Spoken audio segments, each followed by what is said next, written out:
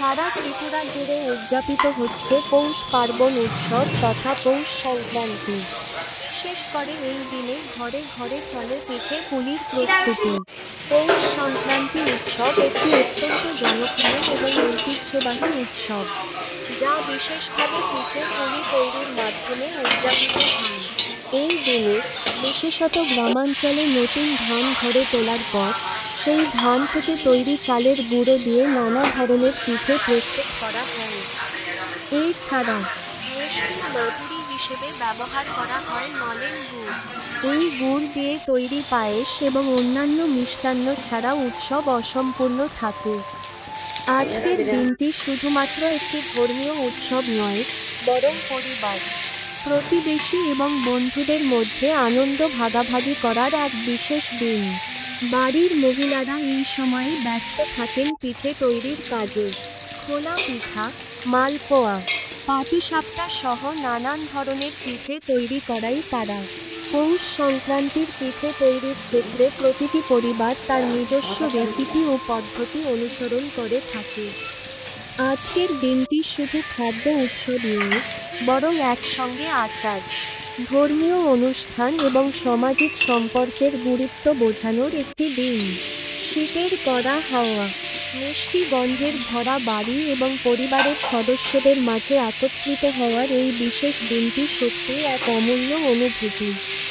পিঠে পুলি খাওয়ার মাধ্যমে সকলেই শুভাকাঙ্ক্ষী, সুস্থ এবং সুখী জীবন কামনা করেন।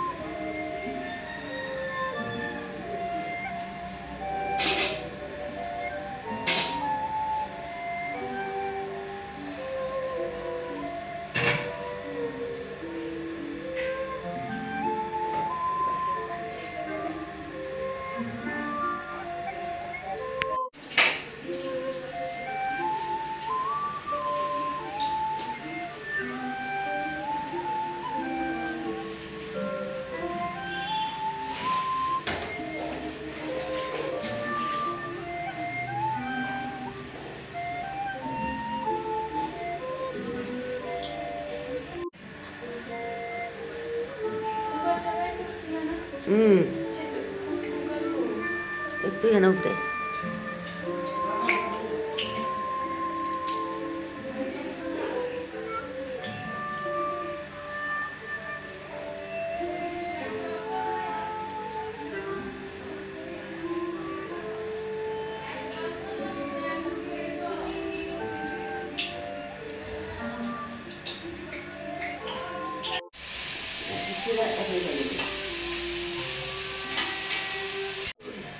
পৌষ মাসের এই সংক্রান্তি আমাদের কাছে খুব জনপ্রিয়, কারণ আমাদের পূর্বপুরুষরাও সেই দিন পালন করতো।